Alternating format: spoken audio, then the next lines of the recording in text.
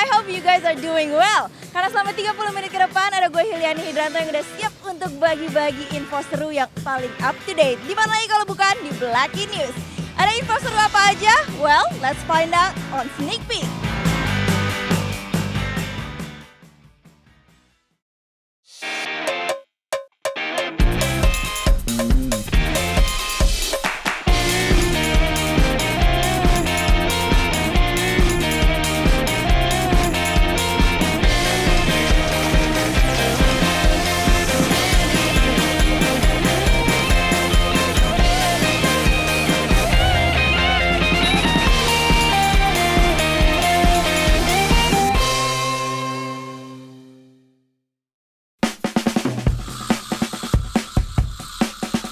Hey there viewers, back with me Atiani Nita on Blackie News. Sore-sore kayak gini kayaknya seru banget kalau misalnya kita nge-explore tempat nongkrong baru. Dan kebetulan gue sedang berada di area Gading Serpong dan di sini katanya ada spot yang keren banget. Seperti apa? Let's go.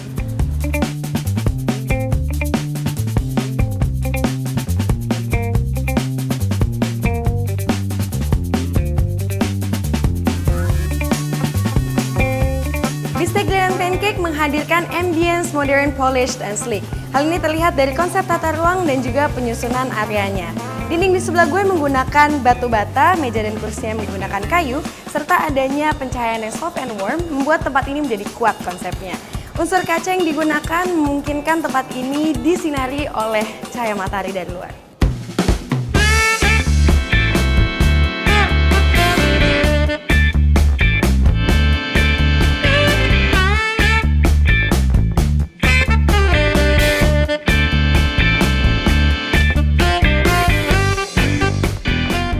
Segi makanan dan minumannya, Bistek menggabungkan makanan Western, Italian, Asian, Mexican, dan juga European. Dan gabungan dari makanan ini memberikan karakter affordable and delicious gourmet food. Itu artinya lo bisa cobain American burger and sandwiches, ada Italian pasta, Asian rice, Mexican nachos and tacos, dan juga berbagai pilihan dessert and pancakes. Tapi kalau misalnya ngomongin yang recommended, di sini adalah steak and ribs. Dan kebetulan gue suka banget nih makanannya, jadi nggak sabar pengen cobain. Sebelum gue cobain makanannya, ada Seno Haryo di Black Profile. Inspirasi gue untuk menjadi toy photographer awalnya emang gue suka ngumpulin mainan kan. Terutama mainan yang berbau dengan Star Wars lah.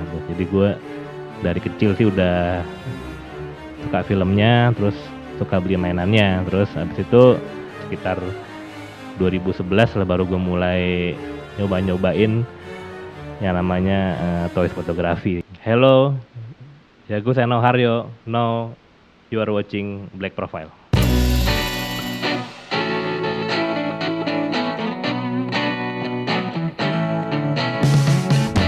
Momen awal gue kenal fotografi itu waktu SMA sih, gue ikutan eskul fotografi di sekolah waktu itu.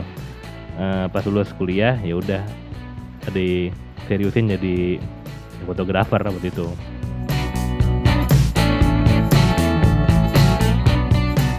Foto Motion Studio berdiri sekitar tahun 2005 ya. Setelah gue lulus kuliah itu kan, gue lulus kuliah tahun 2002, habis itu ngambil kuliah animasi dan visual effect. Jadi semua kuliah desain segala macem, ya fokusnya lebih ke wedding fotografi sih. Cuman enggak untuk kemungkinan untuk juga ya foto yang lain juga sih, seperti company profile gitu-gitu. Terus kayak food segala macem.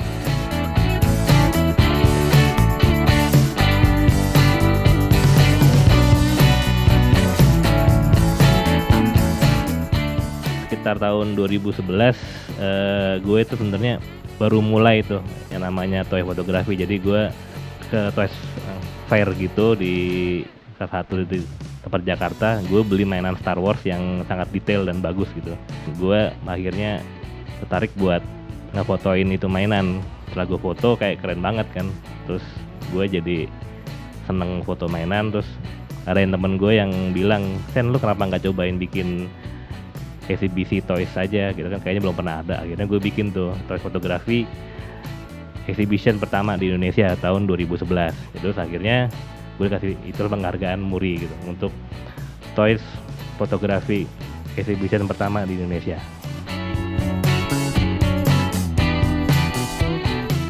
Karakter film pasti yang di film Star Wars sih, Han Solo, karena di film itu dia berhasil mencuri scene dari saga Star Wars. Jadi dia sebenarnya karakter yang nggak diduga-duga jadi nongol gitu lah.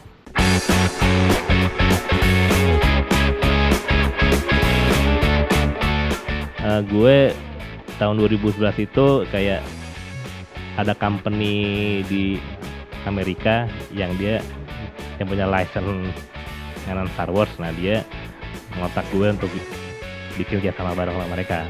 Nama perusahaannya Sideshow Collectibles.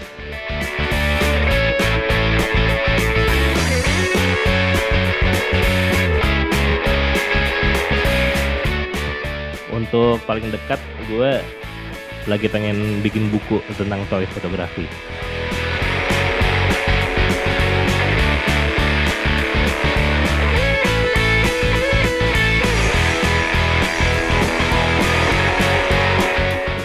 Kalau pengen lebih tahu tentang toy fotografi yang gue pernah fotoin, bisa follow di Instagram gue @senoharyo, atau di Twitter juga @senoharyo juga, atau di Facebook Senoharyo Toy Fotografi.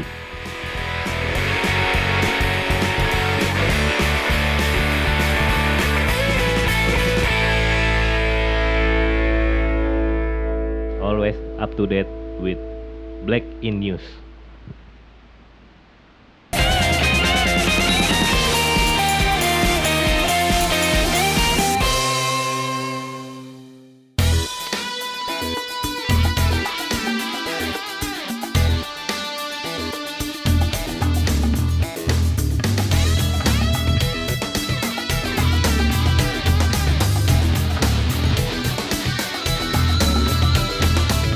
Jadi viewers, sekarang ini gue sudah berada di daerah Antasari. Lebih tepatnya lagi di showroom Big Bear Choppers Indonesia. I've been wanting to come here karena di sini ada banyak sekali motor gede atau yang lebih sering disebut moge. Lo penasaran juga kan? Ayo kita lihat sama-sama sekarang.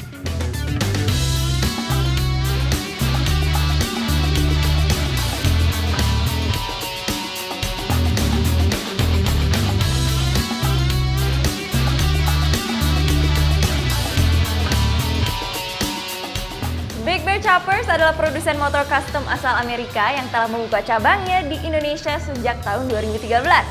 Mereka menganggap pasar motor gede di Indonesia terus berkembang pesat dan memiliki penggemar setianya sendiri. Alasan itulah yang lalu mendorong Big Bear Choppers untuk membuka showroomnya di Indonesia. Produsen motor custom asal kota California ini telah berdiri sejak 1998 dan juga telah memiliki beberapa showroom di Rusia, Ukraina, Kanada, Jerman, Prancis, Swiss, Belanda, Italia, Jepang, Taiwan, Qatar, dan juga Dubai. Big Bear Choppers membebaskan calon pembelinya untuk memilih jenis mesin, bodi, serta berbagai part motor yang paling cocok untuk mereka gunakan. Sistem produksinya sendiri bersifat made by order yang baru akan dibuat setelah lo selesai menentukan desain motor yang paling lo suka. Motor yang telah selesai didesain akan diproduksi langsung di workshop Big Bear Choppers di California. Dan selanjutnya baru akan dikirim ke Indonesia. Konsep motornya yang full custom berbanding lurus dengan harganya. Sebuah motor custom Big Bear Choppers memiliki harga jual yang cukup mahal dengan kisaran 500 sampai 900 juta per motor. Wow, cukup mahal ya untuk sebuah motor. Oh ya, gue baru inget juga kalau gue punya satu info lagi seputar otomotif yang gak kalah keren. Ada mobil Mini Cooper yang wajib lo lihat only on Black Auto.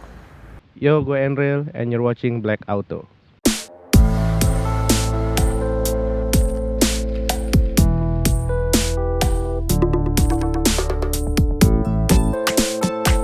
Konsep modifikasi gue itu sebenarnya lebih ke street racing. Sebenarnya pengen kelihatan kayak kanjo looking sih, cuman ya mobilnya Eropa nggak apa-apa sih.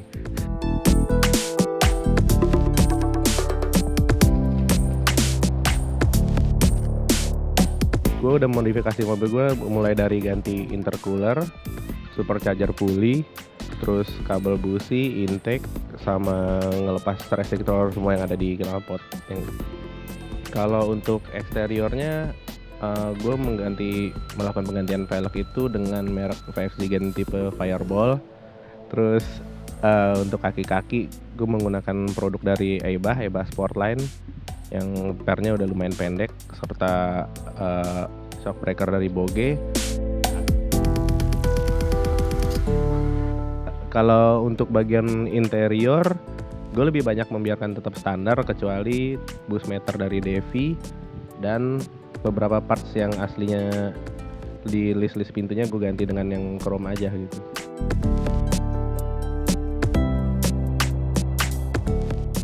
Untuk kesulitan modifikasinya yang gue rasakan itu waktu penggantian plat kopling dengan spek yang lebih tinggi, karena saat itu prosesnya membutuhkan waktu sekitar 2-3 hari, ya melibatkan sampai 4 orang deh karena susah nyopotin dan masangnya.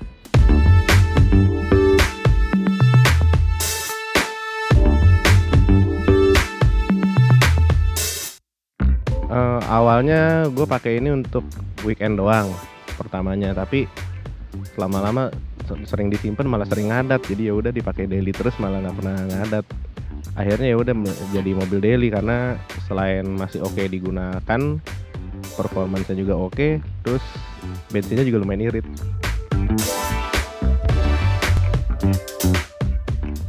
Untuk sementara sih mungkin masih nyari-nyari velg yang lebih oke kali ya daripada yang sekarang. Sama mungkin 2 tahun ke depan mungkin ingin ganti supercharger yang lebih kencang lagi.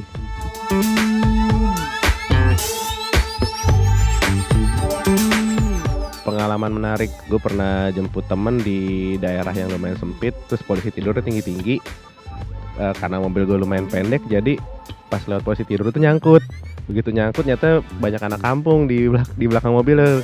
Kirain bakal dijailin atau diapain, tapi malah hore-horein sampai sekeliling kampung diarak-arak.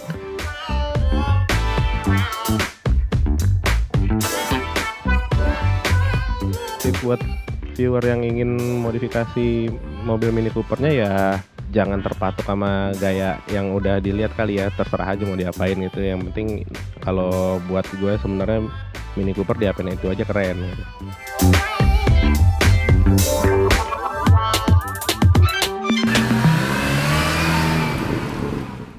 Always up to date with Black In News.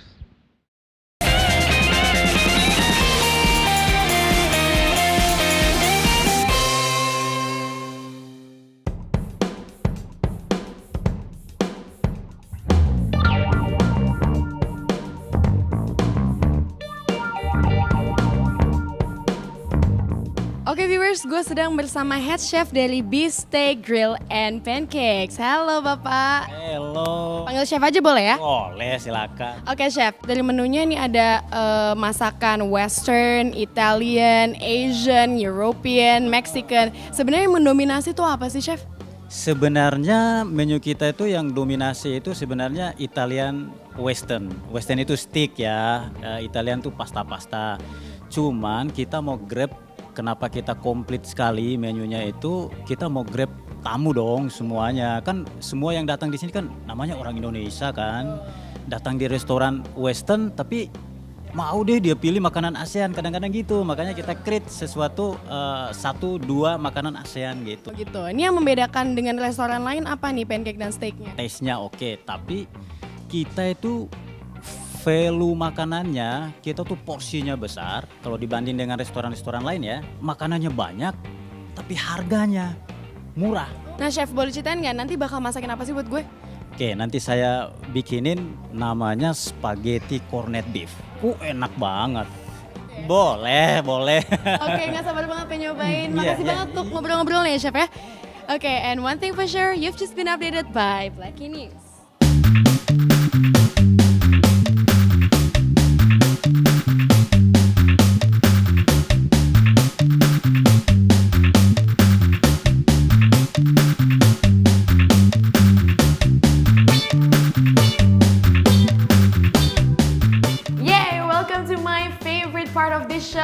Food testing. Di depan gue udah ada creamy spinach nacho sebagai appetizer. Kita coba ya.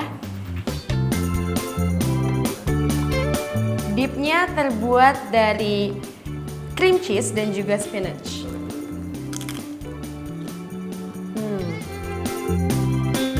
Oke, ini ini dipnya emang beda dengan dip nachos lainnya.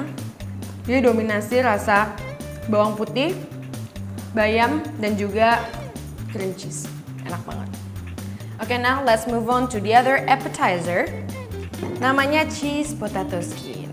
Ini potato skinnya masih dikasih kentangnya sedikit, terus di dalamnya ada cream cheese lagi. Tapi ini kayaknya agak-agak merah jadi kayak spicy dan ada sedikit beef bacon di dalamnya. Kita coba.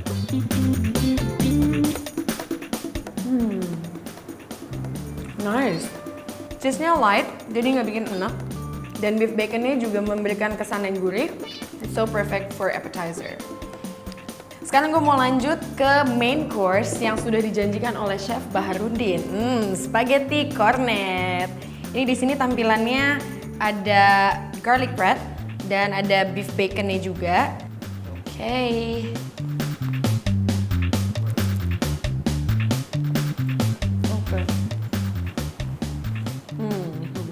Memang cornetnya ini beefnya berasa banget. Beef hamnya sendiri di sini melengkapi keseluruhan flavor dari ini. Nice.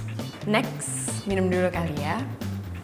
Ini minumannya ada spicy ice chocolate. What makes it spicy? Ini di dalamnya katanya ada homemade spice flavor. Coba ya, sepedas apa sih?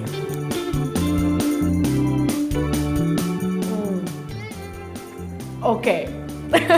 Oke, this is really funny and unique ya. Karena pada saat kita telan, minumannya langsung di tenggorokan kita tuh panas. It's really unique. Nice. Next stop, my big fella right here. Louisiana Prime Rib, 1 kilo aja beratnya ya. Aduh, lihat dong. How sexy it looks. Kita cobain ya, apakah rasanya seseksi kelihatannya? Oke, this is big. Oke, susah. Oke, this is my first try.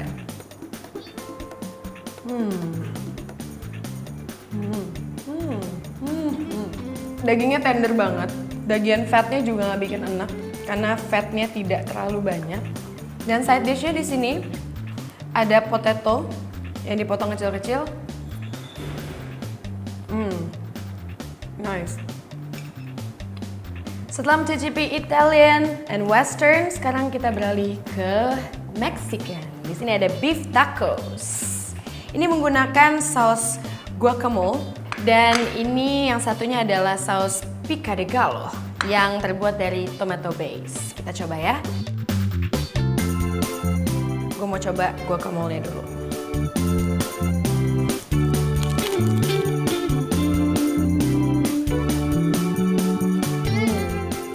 Ternyata di dalamnya banyak banget isinya. Jadi ada beefnya, terus ada fresh vegetables di dalamnya.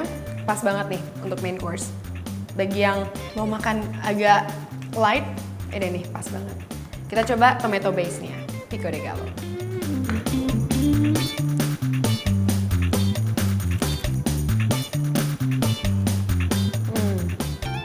Oke. Kalau untuk gue pribadi, gue lebih suka saus pico de gallo-nya. Karena lebih fresh.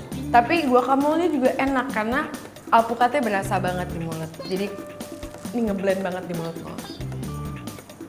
Cobain. Side dish-nya. Yummy. Mexican, oke. Sekarang kita beralih ke main course selanjutnya, yaitu roasty ham cheese. Ini unik banget tampilannya karena menggunakan pan potato. Atasnya ini menggunakan cheese melt, menggunakan mozzarella.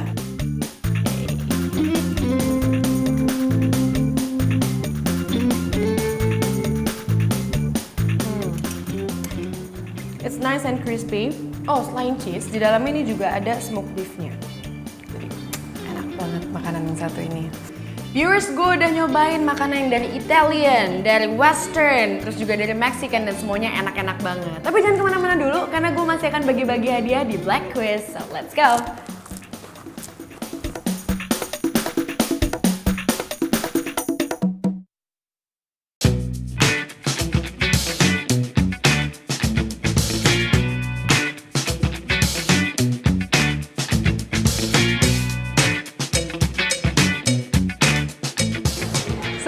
bagi-bagi hadiah, gue mau nyobain dulu dessertnya nih. Ada Nutella Oreo Pancake. Kita cobain ya. Ini pancake-nya unik ya, karena warnanya udah coklat.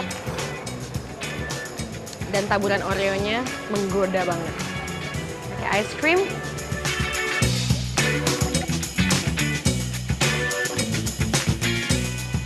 Ini Nutellanya tuh ada di dalam pancake-nya. Enak banget. Setelah makan tadi lemak-lemak, manis-manis, ini ada minuman namanya Evergreen. Sehat banget karena di dalamnya ada chaisim, jeruk nipis, dan juga madu.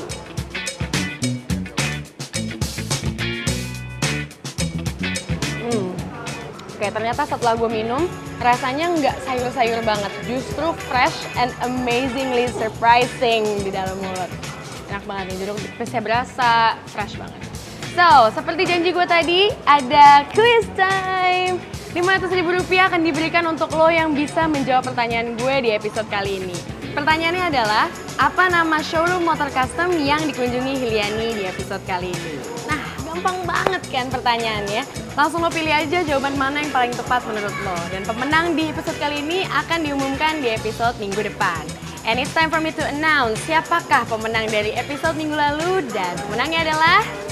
Congratulations for you, yay! Gak berasa udah 30 menit Black In News nemenin lo semua dengan berita terbaru dan ter-up-to-date. Tapi sebelum gue cabut, jangan lupa follow Twitter kita di @_blackinnews_ dan join Facebook fanpage kita di Black In News.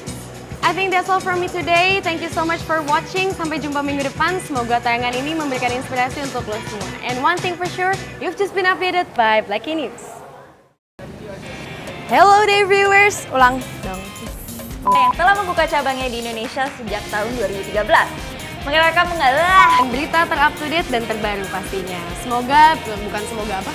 Science, modern, polish, dan slick. Ini terlihat dari... Nah dulu, karena bakal ada quiz time. Apa sih?